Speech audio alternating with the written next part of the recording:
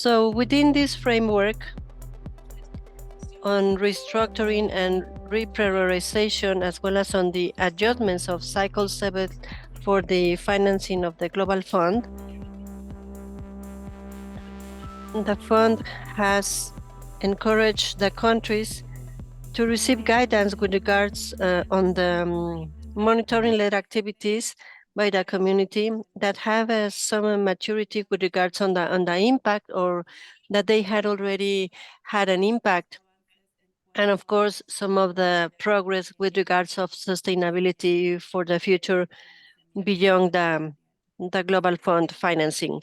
So it is within this framework that we promoted this webinar to share these experiences, to get to know about the work that has been done in the region, and also to see the efforts to guarantee this sustainability. So now we will start with Keith Mines, who will give us a general framework as well as on the vision from the Global Fund within regards this monitoring. Keith, the floor is yours. Thank you so much. I'm just checking I'm not muted. Yes, okay, you can hear me. Thank you so much. Good morning, good afternoon, colleagues, and thank you for joining this conversation. I'm very honored to be invited and to spend an hour with you today. So my name is Keith. I am at the Global Fund in Geneva, and I'll be taking you through a couple of slides to unpack a little bit community-led monitoring, including your understanding of this and how we are approaching community-led monitoring during the reprioritization process. I'm also going to clarify a little bit what do we mean by mature CLM programs, and then share with you how we define or determine and support the sustainability of CLM. I'm sure you can all agree that we are finding ourselves in very difficult circumstances and context. And as we continue doing this important work, I am here, and so is the team, to help you prioritize and make sure that community-led monitoring is being supported through Global Fund investments, especially when other financial sources are becoming less, and these types of interventions are not being supported. So I want to make that clear, that community-led monitoring is critical for the Global Fund. It remains part of our strategy, and it is an important lever for us to understand the quality, acceptability, and accessibility of services to those who need it the most. So maybe for framing, I want to start by saying community-led monitoring is one intervention that is actually dependent on and also supports multiple other community-related investments and interventions. Community-led research and advocacy, for instance, as you know, is one of the intervention areas under community system strengthening that can be leveraged to support community-led monitoring, data use, information sharing with decision makers, and or in policy processes and development of strategies. Community engagement, linkages, and coordination is the other intervention area that ensures participation and supports joint planning and or national and subnational level engagement in coordination, oversight, and evaluation committees. And there's also capacity building and leadership development that support community-led organizations implement community-led monitoring effectively. So on this slide, you will see that it's almost like a puzzle pieces that come together that supports effective community-led monitoring or independently support work that communities prioritize as it relates to HIV, TB, and malaria. So last year, we had to really think a little bit about how CLM has evolved. And I'm sure in the region, there are countries that are implementing CLM new. They've just started. They are countries that have been doing this for a long time. And so it would be really interesting to hear the examples and presentations that will follow mine, and how these are progressing. But the International AIDS Society has published maturity guidance, and so has UNAIDS. And the Global Fund, it adopts this guidance, and we understand it in the realities of how Global Fund investments can support evolution of community-led monitoring programs.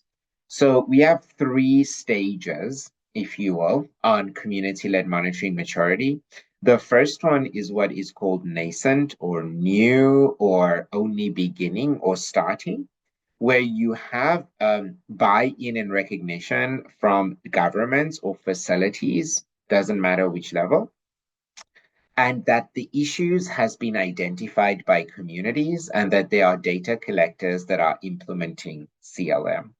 You have established programs that has basically done the nascent component, but over one or more cycles, so maybe monthly or every 3 months or quarterly, and that the data analysis process is just in beginning of shaping. There's a methodology, there's some understanding of what to do with the data, but it's not quite there. And then you have experience programs that's now part of the national response and oversight of potentially community-led monitoring for HIV for key populations, or for specifically for prevention in sex worker programs, or for people living with HIV and or TB. So this means that this program is established, there's government buy-in, that there's data collectors, that there's a data analysis framework, and that there's a tracking of how these issues are being resolved over time. So extending the cycle, you have all seen this cycle. We are trying to think a little bit more about how do we show value and impact of community-led monitoring across the cycle, because, we are forced to do so now. If there's difficult funding decisions to be made, we look at things that provide value, we look at things that are showing results, we look at things that are effective. And so it's important for us to extend the CLM cycle, this one from UNAIDS's guidance from 2021, and document what we are finding and how we are resolving issues through community-led monitoring mechanisms. It's very, very important, and it would make my and my team's job here in Geneva much more effective when you share with us how your CLM data has led to improved service delivery. So how do we tell these stories? I'm sure you agree, I'm South African. Storytelling is close to our heart and in our culture. And so how do we tell these stories about what CLM data has found? I'm not going to dwell on these slides for very long, but here's some progress, for instance, on an adolescent girls and young women program that has found some interesting results within AGYW's experiences of what in this particular country were meant to be a AGYW friendly service. So 70% of these young women and adolescent girls knew how to contact management if they are experiencing an issue. And in fact, on the contrary, only 24% of them found that the waiting times are too long. You'd consider this typically much higher, because CLM looks particularly for long waiting times and barriers to services. Also, a very high percentage of the adolescent girls and young women found that the facilities they were accessing services at were friendly, however, and that they were able to get the commodities that they needed. The accessibility of these services in total percentages is here just showing you that there's quite a significant number of adolescent girls and young women that reported no challenges. But that there's also some accessibility issues in terms of transport, of getting to these facilities, and cost associated. And this was data from 4,087 adolescent girls and young women. So some of the changes that's been brought through that findings and advocacy has led to identifying the inability to access toilets during visits to the clinic. It has led to staff now having better attitudes towards adolescent girls and young women, making them much more comfortable in coming to the facility. The facility itself has introduced multiple screening points, which saves people time. So you don't have to go from one person to the other, but there's like a sequencing of services and screening events. And they have reviewed some of them, the opening hours, because some AGYW have said that it's been very difficult. So for you to ask yourself the question, is your data story clear? Is it compelling? And is it complete? Are you reporting on indicators? Could be one of the questions you ask yourself. Do you have adequate information on all your indicators? Is there anything you want to disaggregate within a particular indicator that could give you better insights? Experiences in TB programs between men and women are often different. Do you want to disaggregate accessibility to TB screening, diagnostic, and testing for men and women, their experiences based on their lived realities? Um, how did the health service sites or the facilities sort of react to your findings? Was it useful to them? Did they say that we knew this already? Are you adapting to give them information that they need to be able to do this? This is a funny story that I engage with a lot of the times when I go do site visits in countries. You go to the CLM partner, they're sitting there with lots of clipboards and papers and tick boxes, and all the papers are lying on the desk. And it's very fast to say, look, we have 5 months of data collection, we have 100 monitors going out, all of them report on time.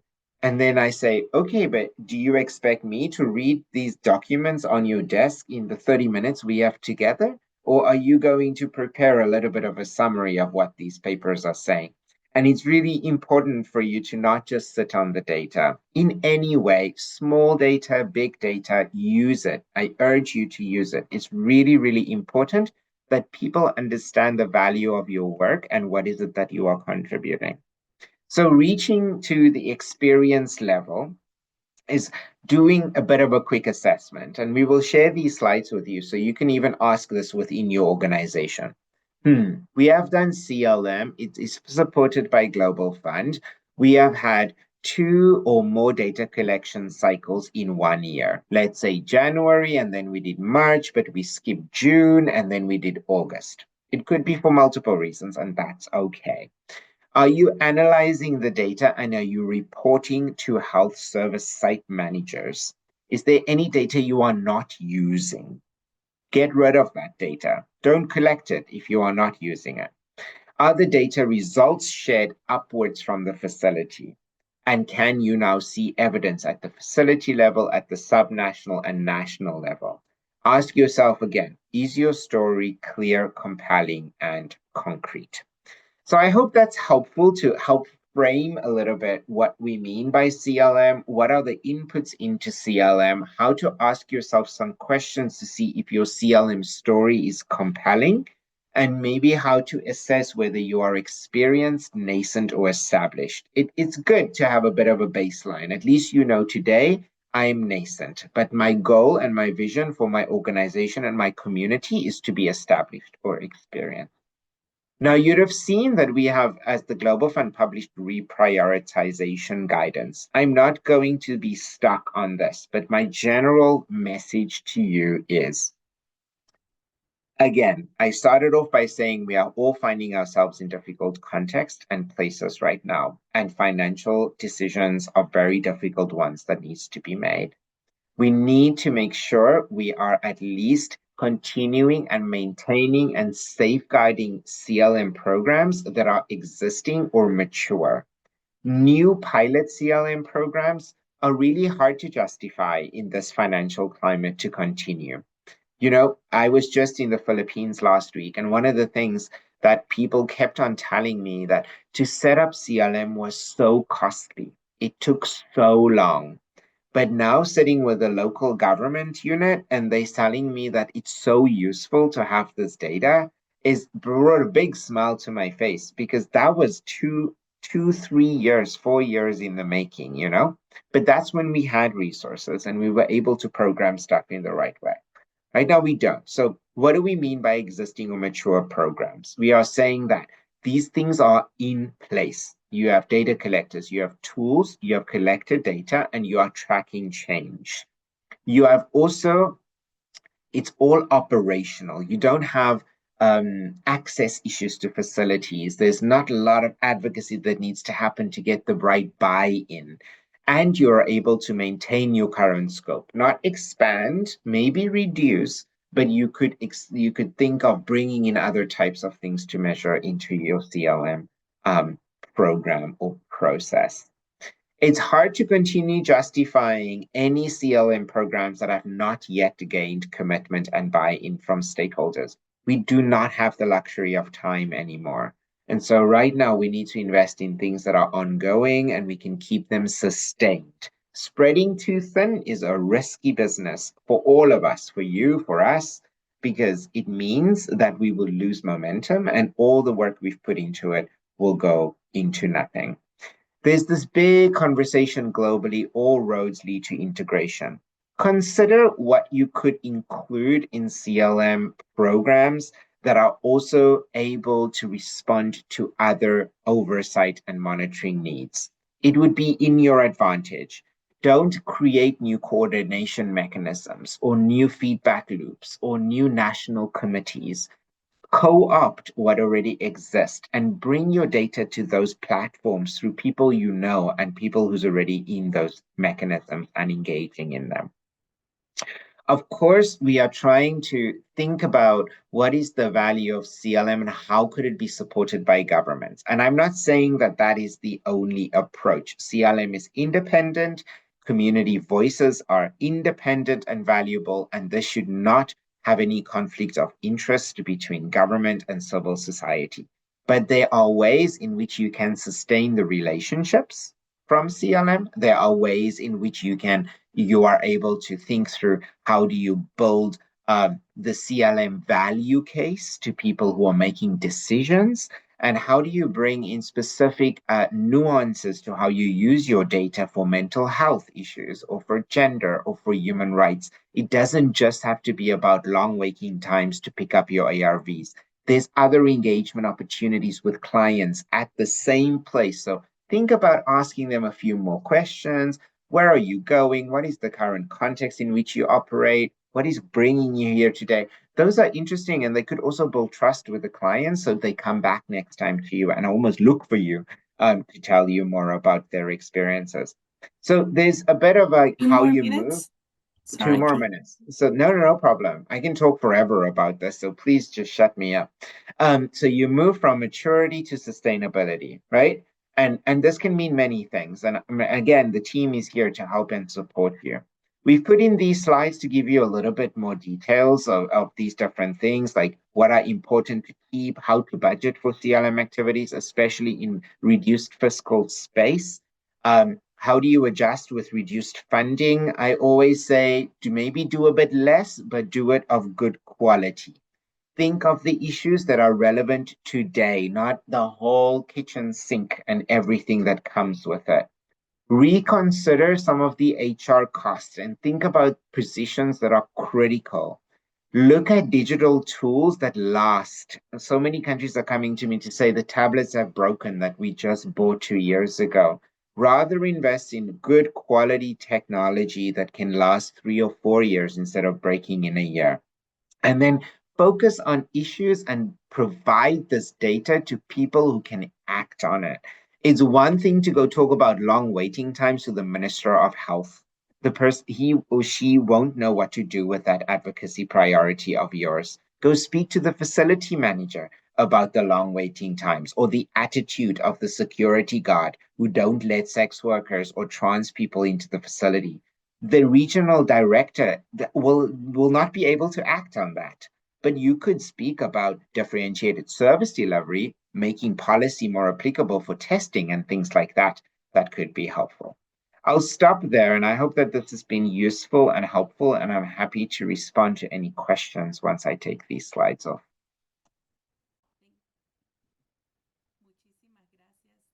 Thank you so much, Keith. This has been a very illustrative presentation. I think that it gives us some challenges for those experiences that are already ongoing in our countries in the region. So now let's open 5 minute Q&A, 5 minutes. Let's receive only 3 questions. It could be either through the chat box or you can open your microphone. We will only receive right now 3 questions. In the meantime, while they write their questions, bear in mind that we will review the experiences of Bolivia, Ecuador, and Peru. And at the end, we will have we will see the tool that has been used since from ITPC, and that goes together with what Keith was mentioning. So let's look for the information that is valuable and that will be useful and that we can systematize so we can share it not only to the public, but also for those who made the decisions.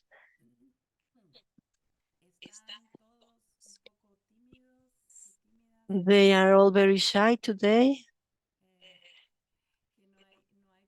There are no questions right now, but well, I would like to make a question with regards of the financial sustainability and as well as on the importance on keeping this independence of this community-led monitoring.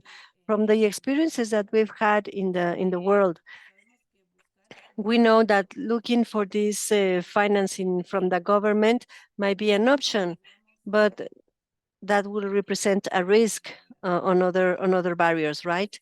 So which will be, if you can name, for example, maybe one or two, which will be the paths or the ways to follow with regards of the sustainability based on the example that are.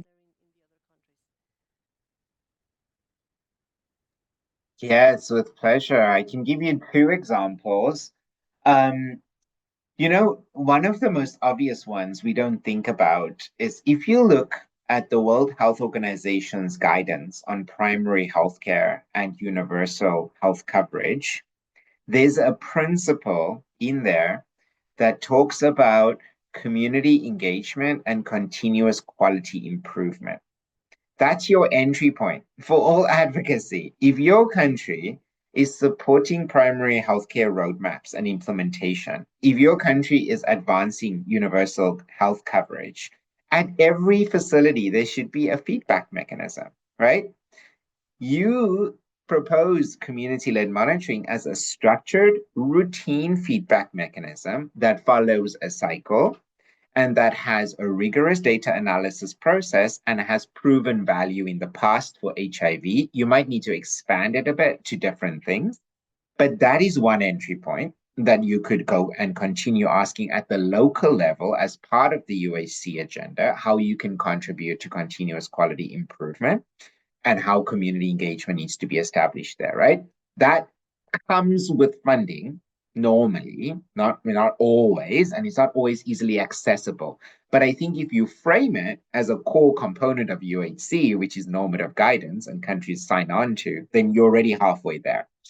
The other option is also through working, if you've built a relationship with a facility and the facility is supported through performance-based financing or through activity-based financing, then you could ask the facility if there are any issues or experiencing that they are experiencing. I lost to follow up. People are not coming in for testing. They can't mobilize communities for big malaria campaigns, etc. You can go and say CLM is a tool you can use for us to understand why people are not coming. Facilities often have operational budgets, and operational budgets are at the discretion of managers at the facility level. CLM is not costly. We all know that. It doesn't cost a ton of money. But I think we get lost sometimes in thinking that we need to get into national financial planning processes. I don't think we are there quite yet. I think we need to take small steps to get to the larger point of this is valuable. You're not going to score a big contract with national government for community-led monitoring. Let's be really honest. Last week, I was, again, like I said, I was in Manila, and we are working with local government unit directors on understanding what are the entry points for HIV, TB, CLM to contribute to the UHC agenda.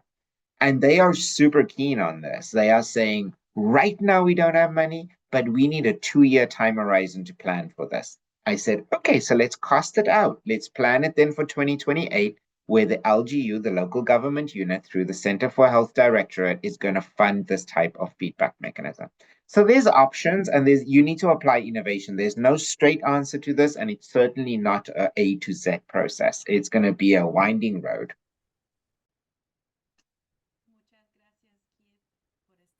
Thank you so much, Keith, for these examples. We have 3 questions. There is one question. One question is there. Marlon is asking, it is related if there is any experience, if there is any CLM experience that had already generated a change or that has influence in the decision, in the political decisions or in the institutional decisions. And then I will open the microphone to Juliana and Anwar. Please be brief with your questions. We receive these 3 questions then, and then we go back to Keith. Juliana, you can open your microphone. Good morning. Can you hear me? Yes, we can hear you. My name is Juliana Galvez from the Manizales city in Colombia. So I part of the CLM from the ANCLA Foundation at a territory level at 14 cities, but our work is focused in Pereira, Los Quebradas. So I have 2 questions, if may I, and it is important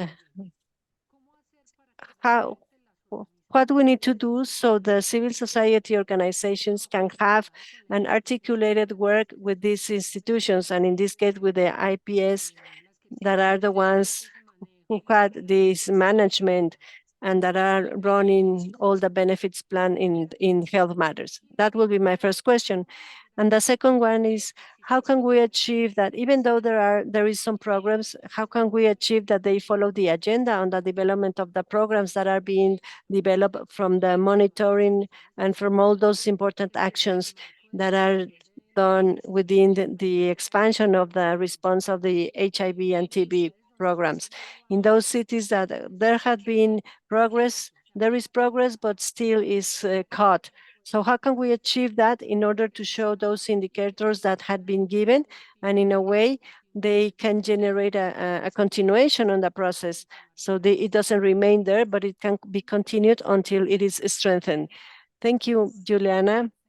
So just to highlight, the IPS is the health service that she mentioned, the acronym. So, Anwar?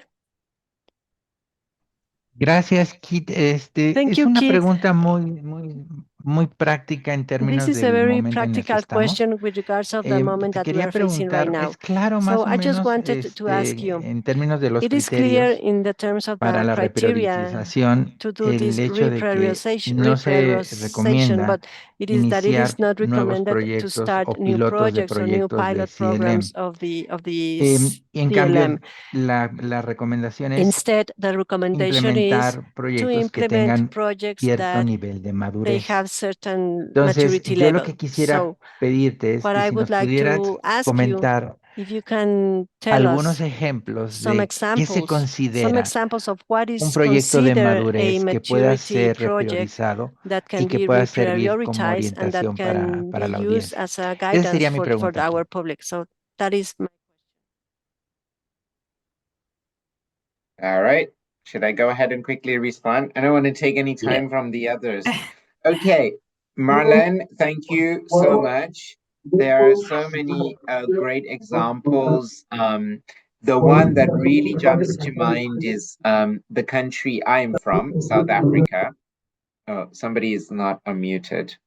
The country I am from, South Africa, where community led monitoring has actually highlighted the extent of gender based violence in relation to access to HIV, STI, and SRH services in the country, you'd really think that we knew that as South Africans. We know that is definitely a big challenge in the country. But the CLM partners in the country got the Department of Social Development to develop a national strategic plan against gender-based violence, which was costed, and it was confirmed by the Minister of Health, Minister of Justice, and the Minister of Social Development and Support Services as the one strategic plan and action to prevent and respond to gender-based violence in South Africa. I think that is powerful in so many ways. Of course, it didn't happen overnight, and nobody's saying that these things are easy. The other example that jumps up to mind very fast is Ukraine, where the government actually transitioned the purchasing of opioid substitution therapy and methadone from Global Fund to national procurement systems. And community-led monitoring identified that the quality of the OST and methadone that government was procuring was significantly different from that was procured through our procurement system, Wombo. And that has led to a change in the supplier, and also an ability for people who use drugs to give feedback on the quality of the OST that they were receiving. Juliana, I think what's important, maybe if I understood your question correctly, is to understand the separation between monitoring and evaluation, routine monitoring and evaluation, and the value of community-led monitoring to complement what we see in program outputs. So when I go to a country and I sit with a principal recipient or the Ministry of Health, and they make all their pretty slides that shows to me, a 95, 95, 95, 10, 10, 10, this, that, and the other. And we are doing so well as the government, and everybody's on treatment, and nobody has, all the supply chain is working out. Then I tell them, okay, so I met yesterday with the CLM partners in this country, and they told me that last month, 14 people went and there were no drugs at the pharmacy. 2 months ago, they went and the healthcare workers weren't at work. 3 months ago, they did this. How are you reconciling the great picture you are showing us from the Ministry of Health with people's lived experiences that were shared with me? And here's the presentation, here's the data, here's the form that they have given me, substantiating where these problems exist in these geographic regions. So I think you need to make sure that you balance that when you have these conversations, and don't think the one replaces the other. That's often the mistake we make. Think that they complement each other. They tell you a whole story. Remember, I asked in the beginning to say, what's your data story? Tell the whole story. Don't just tell the community story. Also tell the good things that the government is doing. There were healthcare workers. It was open. There were lights. The toilet did flush. I did get the drugs at the pharmacy. Nobody yelled at me. Those are also good. We all like to hear good things sometimes, that what we are doing is the right thing that we are doing. Anwar, no new pilots for sure. I think what you need to do is go back to the slides where I said what constitutes an experienced or mature model.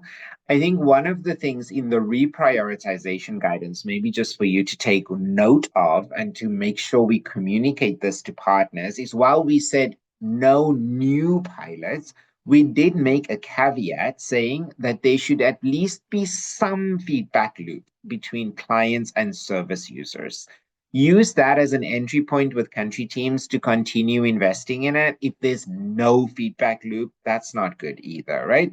We don't do support and services with zero feedback from clients. That's against the principle of the Global Fund.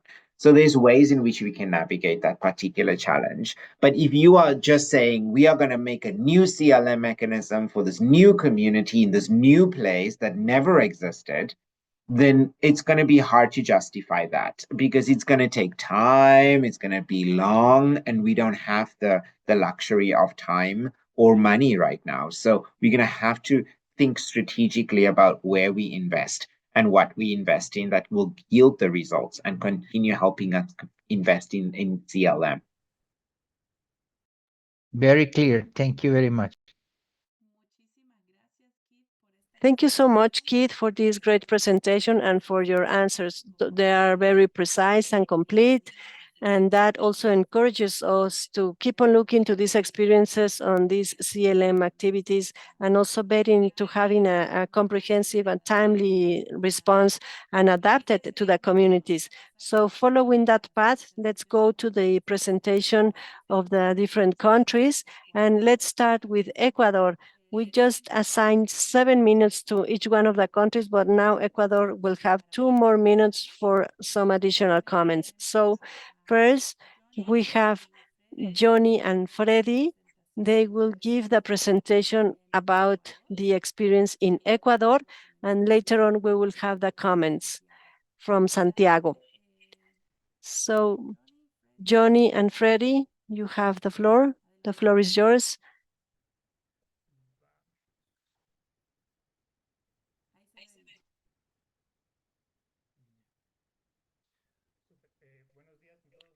So good morning, everyone, everybody.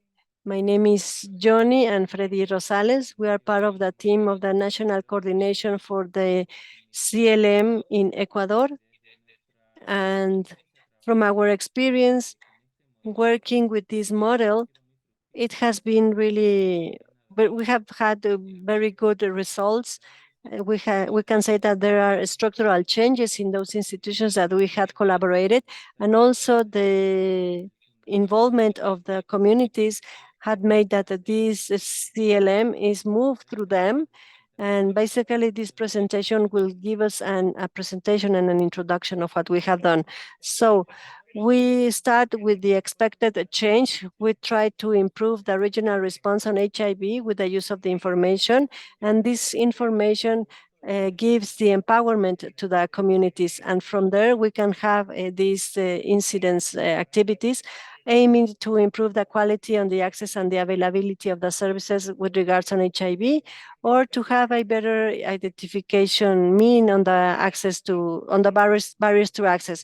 Based on that, we based on the access, on the pillars of the access, and on the availability, accessibility, acceptability, adaptation, and accessibility. So we also link that this CLM has a integral perspective, and that it is focused within the UNAIDS agenda, specifically with the 30, 60, 80 objectives, where they are looking for the better or the higher participation from the communities. So we are focused on that those affected communities owned these activities, and they follow this empowerment process so they can achieve these incidents and this lobbying at a bilateral level, not only from the institutions of the state, but also to those local areas and the units and the directors of these units, and even with the other justice institutions and education institutions.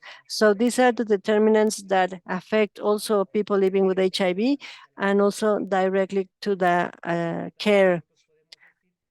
So with that, we can say that the CLM that we have implemented is linked with those fundamental principles that we can see in the 2030 agenda.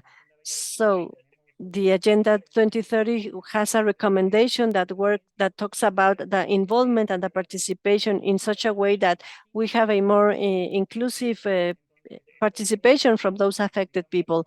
So we have the 4 principles here: not to leave anyone behind, to create alliances, to have this multi-actor and multi-level approach, and also citizen participation. So we all believe that these pillars are related to the CLM based on all the activities that we have done here in the country, as well as with the communities. We also spoke about the MIPA, the JIPA principle, from all those activities that we had implemented in the 5 units of integral activities. And the results, we have several outcomes within the empowerment of the communities. So moving ahead, we will show how we had participated here. We have the data collectors. We have the 4 provinces in the 5 hospitals. We have in Santa Elena, Chimborazo, Guayas, and 2 hospitals in Pichincha. And we have also the name of surveys per each one of these communities and the data collectors. The collectors we have in Santa Elena, That was in the first stage. George Gonzalez, Andres Novoa, Gonzalo Morales, Tanisha Fakes, and Ernesto Luna. Each one of them the application of 5 surveys in each one of these units. So here we have the team, the national team, the CLM in Ecuador. We have the coordination with the collectors team, and also speaking about the modality that we have in the CLM, they have the 3 axes on collecting the data. So with that, we applied a survey through the COBO system. From there, the national coordination with Freddy and myself, we do the research or the focal points together with the collectors in each one of the 5 units. And then finally, we have the survey to the units. So this is done together with the health ministry to the directors of these 5 units. So within the first phase of the implementation, Johnny already mentioned some of the activities, but within the outcomes, we can say that there are several situations, vulnerability situations from the police officers at the door, and there is this also the need on the infrastructure for different spaces, and this is in the physical spaces of the hospitals, but not at the care unit. And then the awareness the process to the health employees beyond this unit health that goes directly to these emergency services where they receive the CLM did not have a direct surveillance to these services, but involved our users, the key populations, where they told us that they had several inconveniences. And also, we were able to identify to the focal groups the lack of knowledge, most of the people from our community, with regards on those topics, on their health, on the care, on their attention, and different terms. So through these first outcomes, we were able to generate an improvement plan where we can involve as a CLM, and from the communities, then they can lead these processes.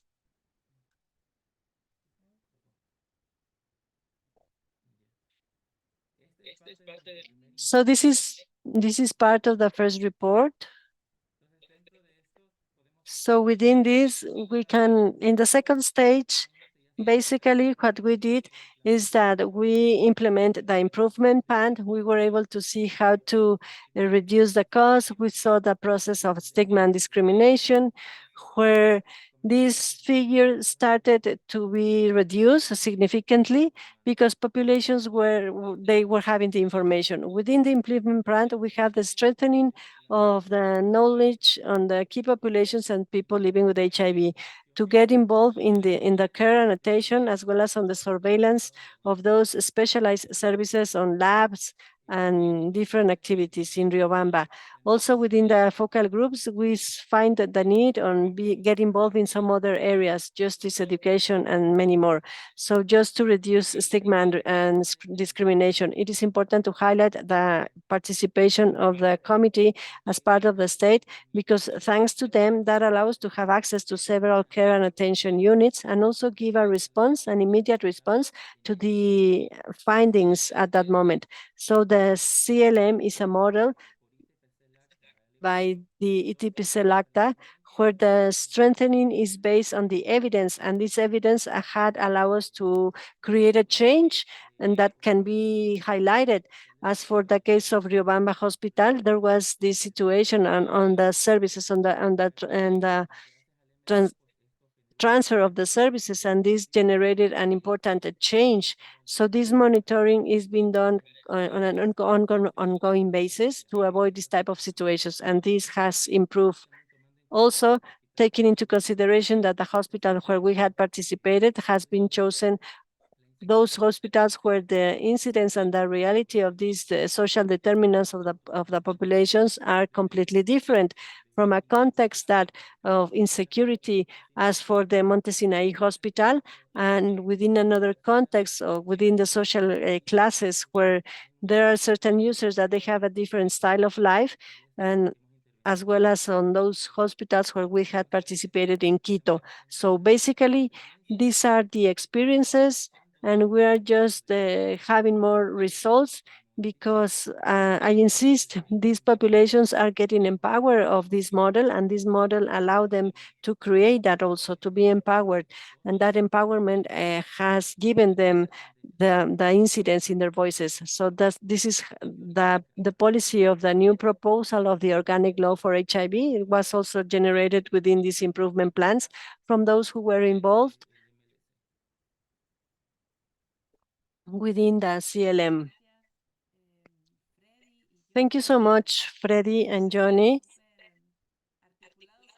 It is well articulated for this presentation between two that sometimes it is difficult. Thank you so much. Thank you so much for sharing us this role that in Ecuador has had the national program on HIV, being part of it, or I don't know if owning the results or not, but opening the doors to listen and to give care also to these results on the CLM. That is fantastic. This is a great initiative, and congratulations for this job. So we have 2 more minutes for comments on this situation in Ecuador. So we have Santiago Jaramillo, who has been part also of this initiative from the law side. And just to mention a little bit about the sustainability or the perspective on the political view of this CLM. So they are telling me that it is not being heard in the chat. Maybe you are in the mistaken channel. So choose the original channel. 2 minutes. Thank you. Thank you so much. Can I share a brief presentation?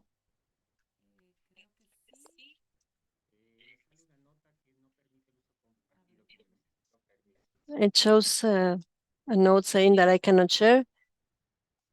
Permission is granted. Thank you. Thank you. Good morning, everyone, everybody. Thank you so much for this invitation. I know that time is precious, so I will go a little fast.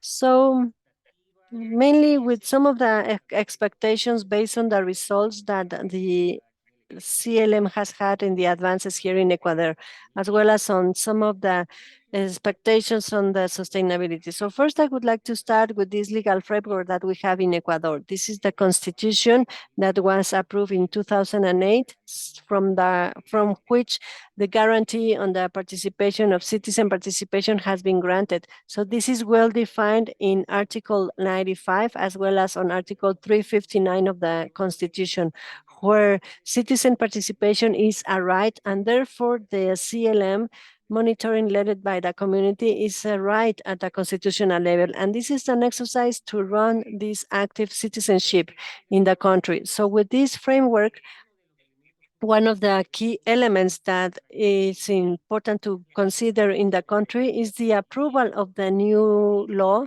of the new HIV law. So this is a project that has been submitted to the National Committee that grants a contribution to the civil society in the decision-making process as well, and the contribution on the policies for HIV.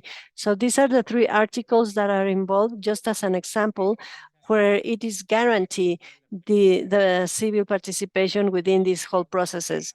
So we consider that once that this law is approved, besides promoting and strengthening, we will be able to achieve the sustainability in the time beyond the authorities that are in place. Besides that, besides the approval of this new law, it is also important to consider the articulation of the CLM together with the Human Rights and HIV Observatory. And this is a proposal that is included in the National Strategic Plan. And also, that goes beyond that.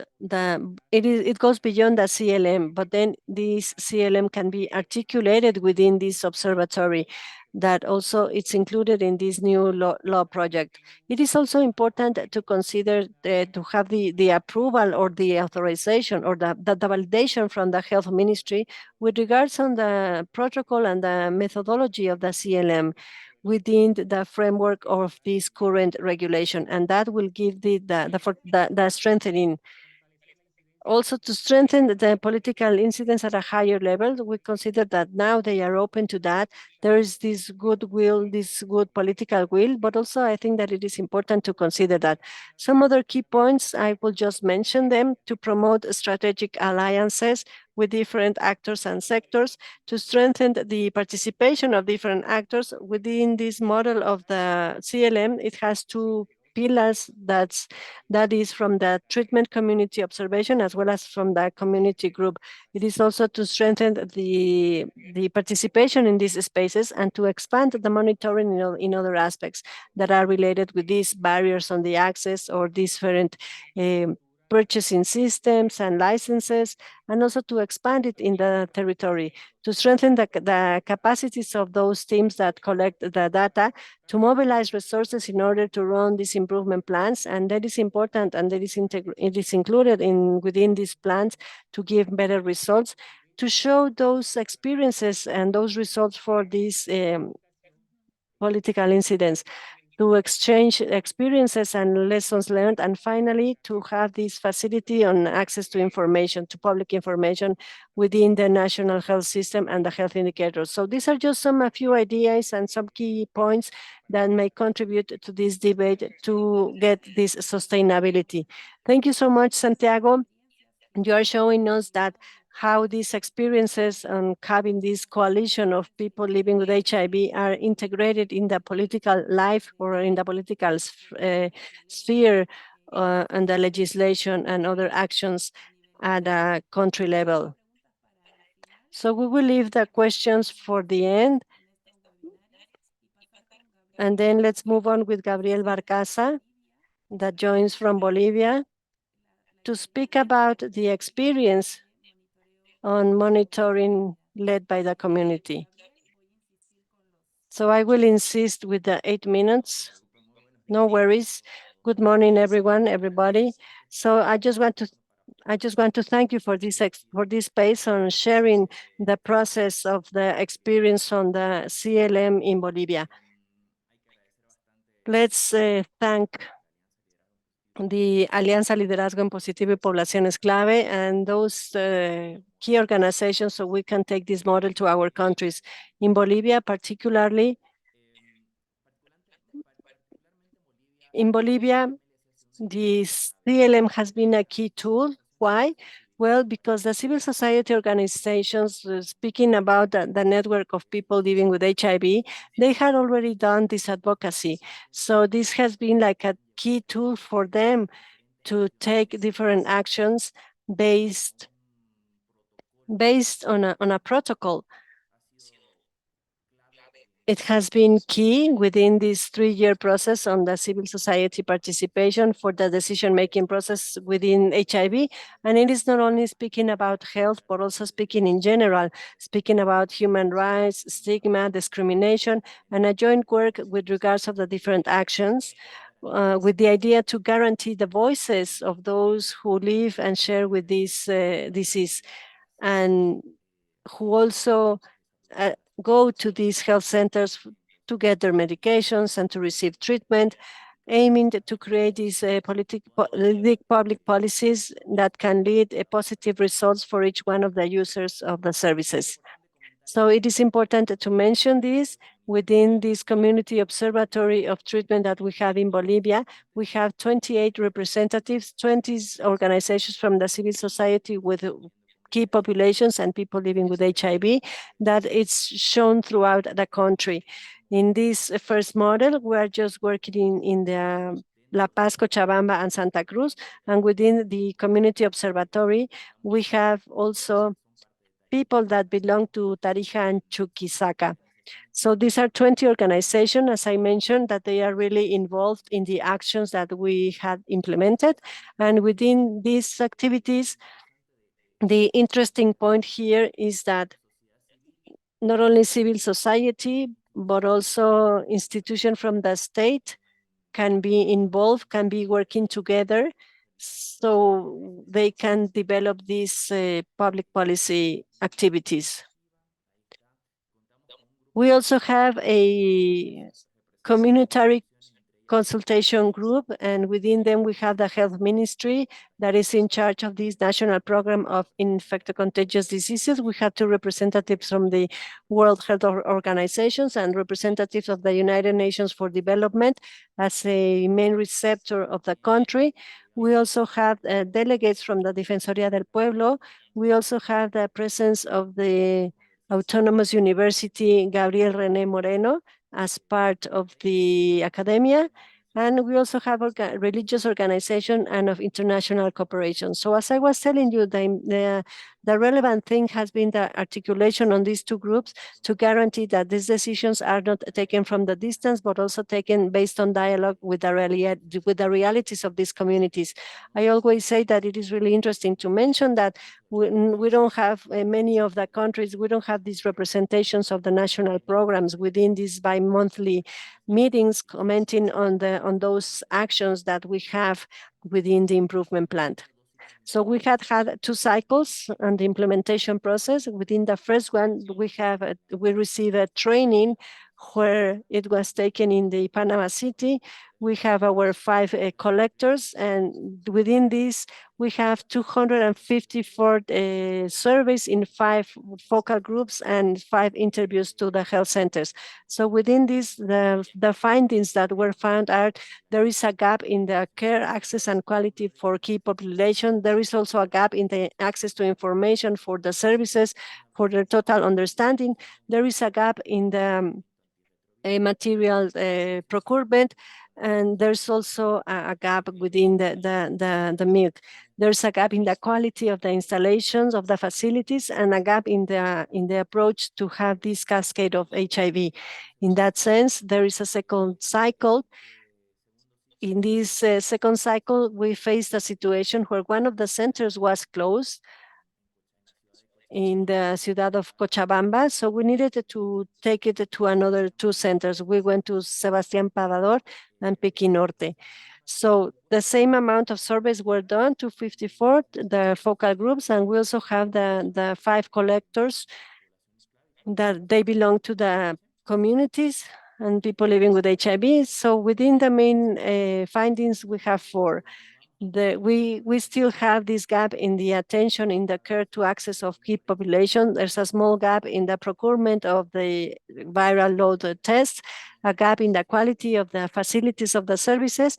But in this second cycle, we found a gap for having a dignified care without stigma and discrimination. There were some comments in the surveys that showed the evidence that there was a physical and verbal aggression from part of the health staff to the users of these services. So based on that, we have had certain actions on incidents based on this evidence that had been a key element to see a change on what it is expected in this CLM.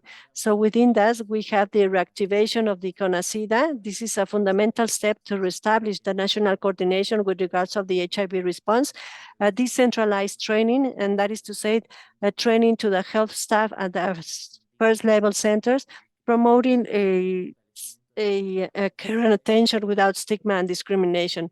Also strengthening the liaisons to consolidate the relation between the organizations of people living with HIV and the health ministry as key populations.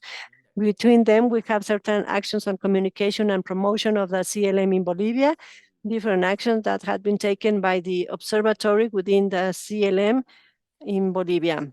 We also did a training on the chain and management of the logistic process of the materials.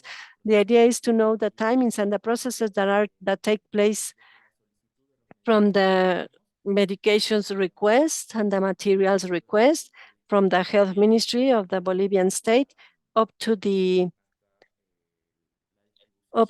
distribution to the different departments, and also how it has been done to the health centers, from the departments to the health centers decentralized. So the idea is that civil society and the health staff know exactly what had been the actions and the processes that took place.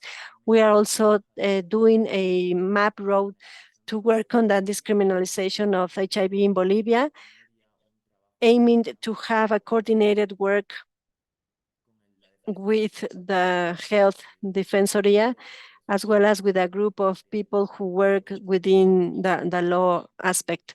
So we can have this roadmap. In Bolivia, we are facing right now a situation where it is not, it is penalized, HIV is penalized within this code. So the idea is to work with them. Also, there has been a strengthening and the training of the OCT, GCC, and CLM. And what we mean by that, we also want to thank ITPC because that training has been we've been able to do it because of that.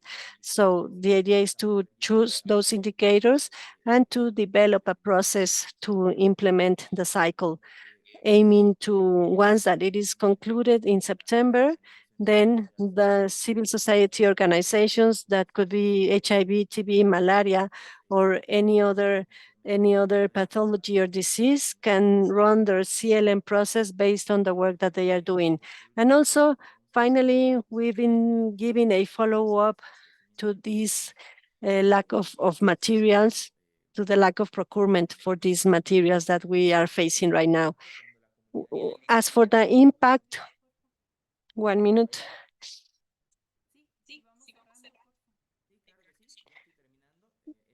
So the impact, real empowerment, strengthens transparency and the health system being more fair.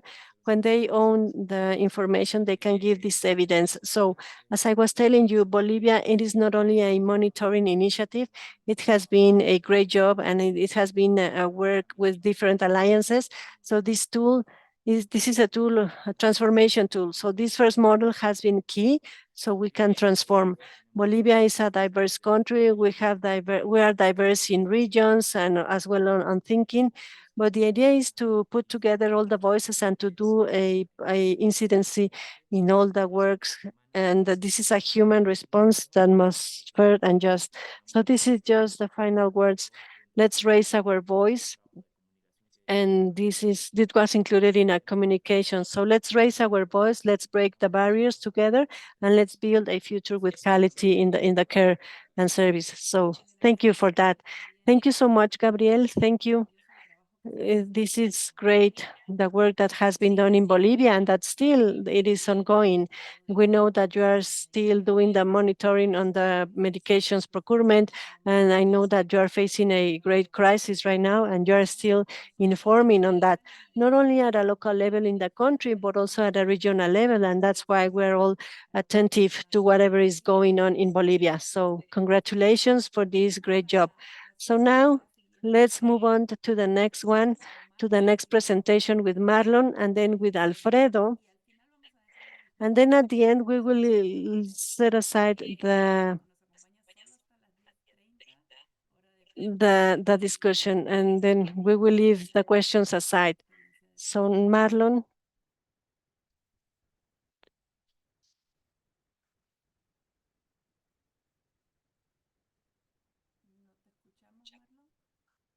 We cannot hear you.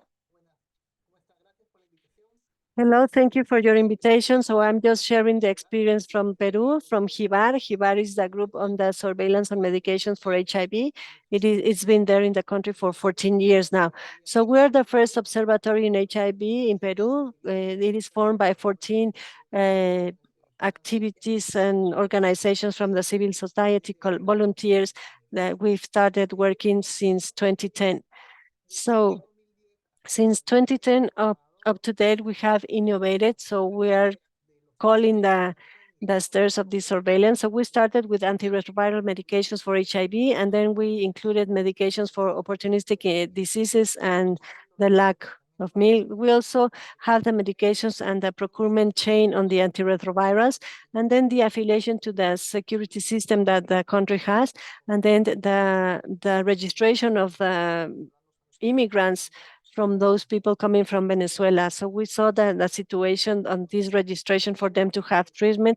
And then the COVID context gave us the situation to look at the discrimination and this process. So finally, in 2023, the monitoring strategy of the combined prevention for HIV.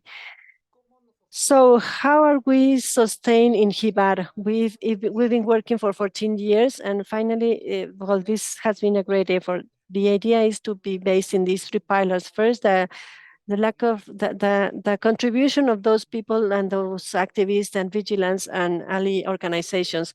The second one is to have this partial assignation of the professional staff from the coordinator organizations.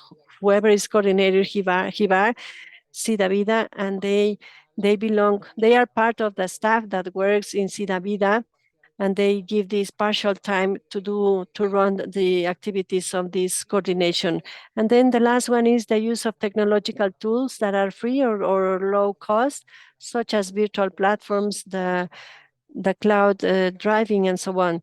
And even the letters are sent digitally. We do not use any physical documents, mainly in only in particular cases. So we don't have this financing as such, but we use and we try to guarantee everything what we can in order not to create any additional costs. So what are the benefits that this model gives us? This gives us autonomy. We are not we we don't have any budget. We don't have we don't receive resources from the global fund, or neither from the coordinator mechanism, because that gives us autonomy, and we're not closing the possibility that in the future we might have. But as of now, this is a guarantee of our autonomy. We have this community vocation. We are training every day, so part of these members give their time. And we have also this human rights approach, because that way we can guarantee that the users are the ones who are doing the work. And later on, I will explain how we do it. So we don't have any permanent financing, neither we have a formal institutional structure. We are not registered in public registrations, or we don't have a number. So these allies institutions are the ones who help us and are the ones who contribute whenever we need a financing process, or whenever we are facing a situation. We do it together. So how does this system work? This is the system that has been validated throughout these 14 years. We're about to be 15. So we have a channel, we have a WhatsApp channel, also social media, where the users report their complaints. And this is based in a verification of this data and information, where these denounces or these complaints from the users contributes to these actions and to these change actions. Our surveillance community model is passive, because the users are the ones who report these complaints. We don't have a team that goes directly to the hospitals and do the monitoring. So that is why we need to do the strengthening on the communities and all those people living with HIV. From the beginning of Hibar, nobody knew about the procurement created these health problems and resistance to medications. Mostly they didn't know exactly what were the medications that they were taking. So throughout the years, we've been able to teach them and to train them. So now they are the ones who know what are the rights, and they use the rights. So they are the ones who do the complaints through the channels that I have mentioned. So we use different strategies to get official information. We send letters, and we also have transparency laws.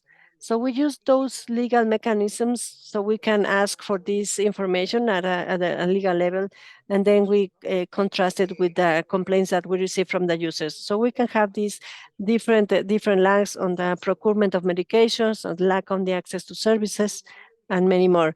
So this surveillance model is also the liaison with the community. This is the constant promotion of our complaints channel. There is nothing that we do constantly. I mean, we inform the community how to do the complaint, what are the channels for the report, so that they shouldn't have any problem for complaining, but mainly to strengthen this human rights issue. So it is important, because not only we receive the complaint, but we also speak with them, we call them, we communicate with them, and we create a detailed level. There might be a complaint, for example, that the users are not giving you the whole information in a clear way. So through the call and through creating that liaison, we have better connections. when sometimes there is a lack on the procurement of medications, there are some other alliances that also give treatment. So Sidavid or for AIDS or some other institutions where the treatment is donated to the person.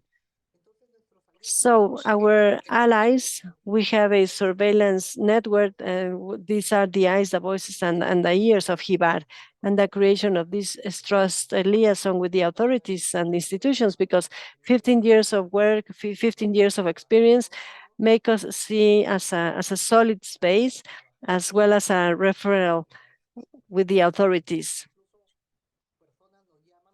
And sometimes people talk us so we can help them on to improve a situation when there is a conflict.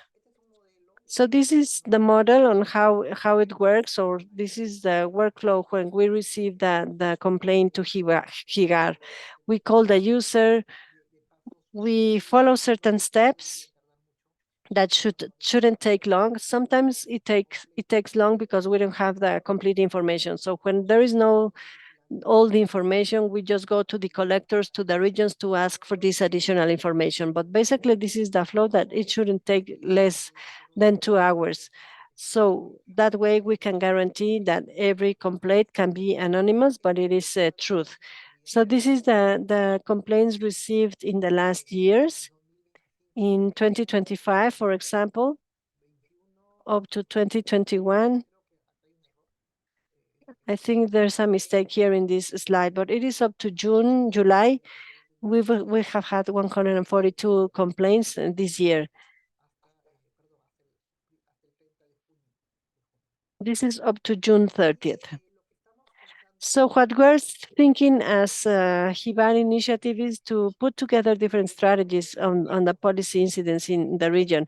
HIBAR is a support on the information with statistics and complaints with a complete strategy, but that remains there. So we're thinking that sometimes some other experiences from other countries or some other situations that are similar can trigger us to improve our plan and our work. For example, if there's a lack of medication in Bolivia, we are thinking and working together on collecting data, and we can see exactly what's going on in these two countries. What is the problem on the lack of procurement? And then we not only go to the authorities, but we can say in Peru or in Bolivia, this happened, so we can solve this way. So the issue is that we work in a very disarticulated way in the region. As HIBAR, we are promoting the creation of a Latin American network of surveillance, monitoring, and observatory towards this situation. So we have done several invitations, and this is a long-term activity. So hopefully we can conclude with this.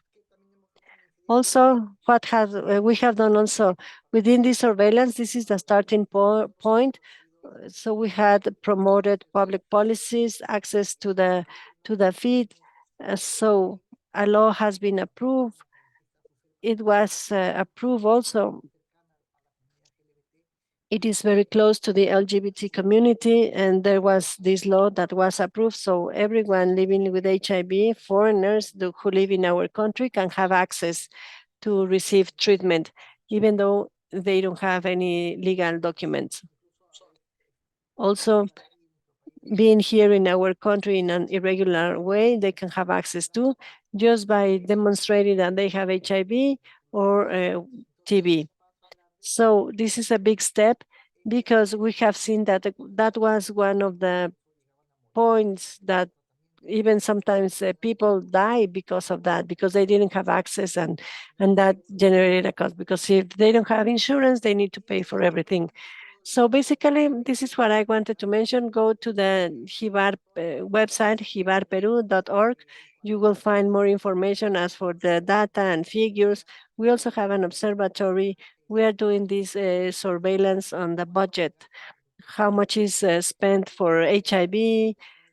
What is in the region, and in the north region of the country, the total budget. So we can create this generation. We can question our authorities, and that's information that we get And we just put the dots together of this public information, and then we can summarize it, because this is what we have in the country. Sometimes we have the information in those websites, but it is not systematized and it is not well explained. So no one wants to be there because it seems that it's in a different language. It is not understood and it is not valued. So what we have done in Jivar, together with Acción Internacional para la Salud, we have created this mechanism where all this information is placed there and it is analyzed by the system, and then it is put together for the use of the users.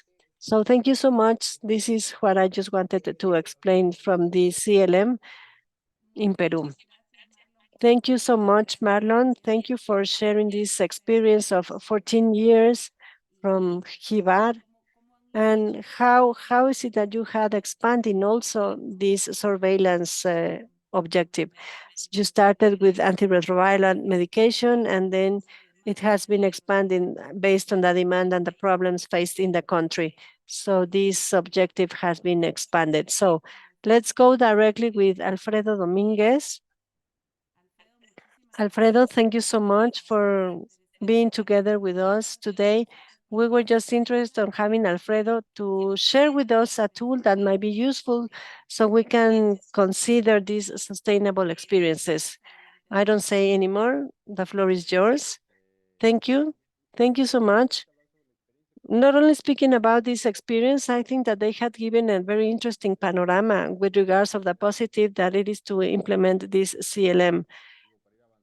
And just to move forward, also having this reflection that CLM is based on the experience lived by the communities, that yes, tools are important, but they are external. And at the end, uh, tools are not external nor technique by their own. It only it is only valued on who use them and based on the realities. So I would like to start with this, because if we don't have this reflection, there is no tool that might solve all the problems. And that's the most important thing. Whatever matters here is the effort that the communities know with the tools that they connect the dots. So we were speaking about the importance of having those tools that represent less cost, and the discussion goes in that sense. So before speaking about the tools, it is important to highlight or to assume that tools, again, are not everything. One of the main success of we assume as part of the CLM team is that we are not focused only on collecting data, but also on practical trainings for the as well as the other teams had mentioned that there had been many trainings, and also mentioning the ones of the storytelling, the change theory, and there were some other tools of this qualitative analysis that were shared, because as they were mentioning from the very beginning, the topic is not only to collect the data, but what can we do with this data. Another important topic that needs to be highlighted is that some of the issues that gave more value to the process is the use of this Kobo toolbox. That was the tool that was used to collect this in-field information. And this has been really relevant because integrates security elements as for the surveys, and also allows to do them without any connection, without any connectivity, and in a way that guarantees that we have less expenses. Also, listening to our colleague in Peru, it is relevant to have this independence in many aspects, but also in those that not necessarily this independence is the most relevant. If we have those resources, the important is to do more with less, right? So the idea here is to have this into consideration, to collect the data without generating any additional cost. So tools will only work when people know how to use it. So we invest a lot of time as a team in running these tests and practical exercises, many dramatizations in the spaces that we have. We review the scenarios with these with these data collection tools, and what is it that we were going to do with the focal points, and how we were going to process all the information in order to reach the final tool. And one of the other things that it is important for this process is, and I think that our colleagues also mentioned, this ongoing accompaniment.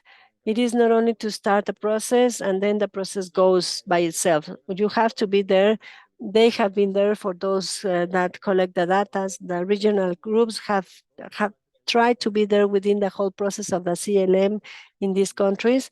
And without that, it will be impossible to sustain the efforts because people need the feedback every time. They need to be aware of all the things that might not be working as according to the plans, and to use also the resources for the success of the CLM. So moving forward, with regards of what we had identified, the tools should be simple, accessible, and visual, mostly visual. Keith was also mentioning that a desk full of data is useless. We need to have the things as simple as possible, and also to balance the technical with the political. That's not enough. We need to know how to use the tools. We need to understand what for and for who. So within these cycles, what we did is to strengthen the decision-making process, the storytelling, and to generate this advocacy based on this data. And this is important because data will not make the things happen, or that there will be a change.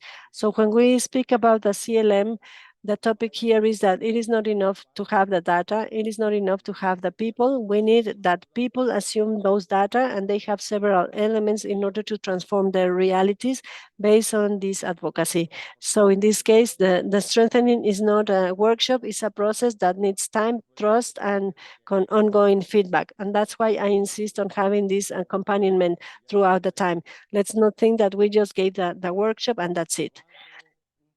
Moving forward, so within these outcomes, we can highlight that the communities acquire more autonomy on the use of the tools to collect data, reducing this dependency, external and technical. In those resources, we identified that the more cycles and less rotation, it is more efficient. There are more complete data and reliable within the context.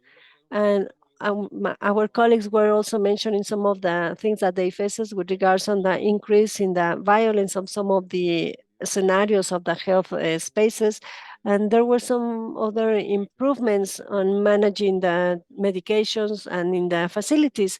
And that's really interesting in terms that this is information from the community, and these are the perceptions that they are showing. And that is there in a sense that we can identify in which spaces that is given and in which one is not. So that is good when we do this data analysis. And finally, I think that this is the last one, to have this ownership on the monitoring processes, integrating the CLM in these dynamics. There's another one of the organizations, but at least what we can see from the cases of Bolivia and Ecuador, the monitoring topic is really integrated, and that gives us, and we are so proud of that, because it is not only the topic of the monitoring, but how this monitoring was able to consolidate some of the organizations that were working already, and that gives them the threat to have these activities in favor of those living with HIV. As for the data collected, they are using this dialogue and these advocacy spaces, linking this evidence with local action. So we have these two cases of these regulations that are being developed, in particular in Bolivia and in Ecuador. And I think that this is also important, that this CLM process strengthen these community leaderships. And as for the case of Bolivia, there is an articulated platform that is solid. As for the case of Ecuador, it is not only this articulation, but they are working together in order to do an adaptation to the constitution, which not only the interaction of the civil society, but also includes the government participation. In this case, here, just mentioning tools might be many, but we just need to find out the sustainability that are with the less cost. With Kobo and Google Forms, we can recover information. They have different objectives. One is for go to the field and work, and the other one is if we're going to send a survey, and if we have developed these links with the governmental agencies. And to process the data, we have Excel, Google Sheets, Zoom, Google Meet. In particular, in the last year, we had worked with ITPC, more with the Google Meet platform. And if you ask my opinion or my recommendation with regards of the costs, the cost integrates then more tools, and that is more sustainable in the time. It is nearly $30, you can have a 300 people there. So besides that, you have also these analytics tools and many more. This is a very solid tool in terms of what it offers. But also there is the possibility to explore for these individuals and the organizations of civil society that have this legal aspect. They can have access to prices for the OCCs. So this is something that we have to take into consideration for Latin America to get these benefits. So maybe this is another conversation that we might have with the Google people if they are interested. So the tools are there.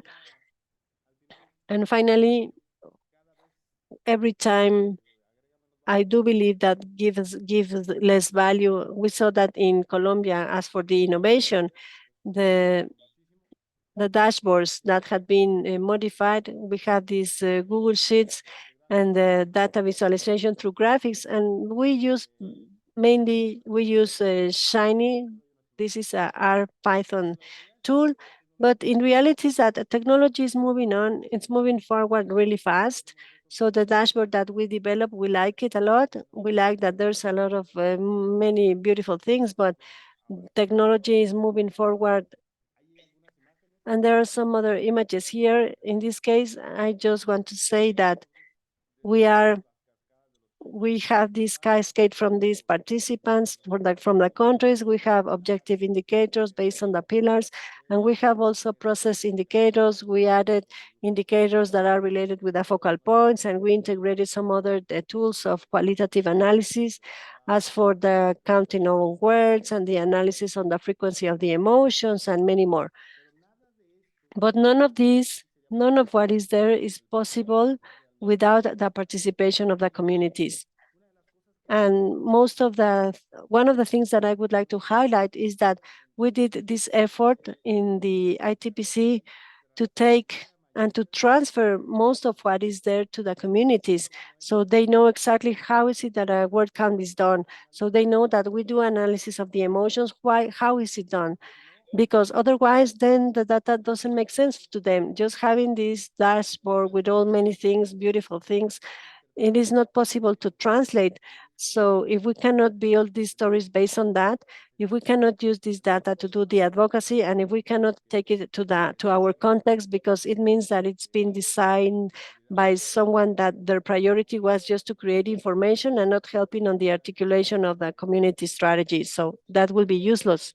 So let's think on our communities. Let's think that beyond the tools, what we need is to have this empowerment, that there's not a specific dashboard that is useful, or it will be useless if we don't understand the data. They need to have the tools before going to the dashboard. So all the things that you saw on what Freddy and Johnny and Gabriel spoke, those are things that are shown in the dashboard as data, but within the real context, they are shown as things that might change the life of the communities. So to adapt a law or to dispenalize a condition goes beyond those data, and these are things that can be achieved only if the information that is there in the dashboard, only if the information that is there in the analysis can be used to create this advocacy. And that depends mostly on those who do the advocacy and on those who collect the data, that in a certain way we just put to order, and we're just a small step in this real great adventure on the use of the tools as CLM to try to change the life of the communities. Sometimes I get excited, so I don't know if I have more minutes, but I can stay longer to Q&A. If not, we leave this for the people.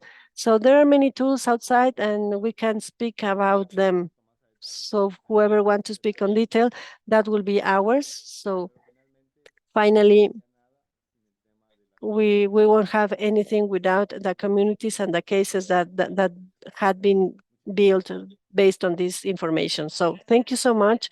Thank you so much, Alfredo, for this understanding and comprehensive presentation that closes the cycle of these presentations and with this reflection at the end. that we don't have. There might be different messages and different tools, but we need the people. We need the people to understand how to collect the data, how to make it legal or to politicize it. So let's release our interpreter because she needs to leave the session, but let's not leave.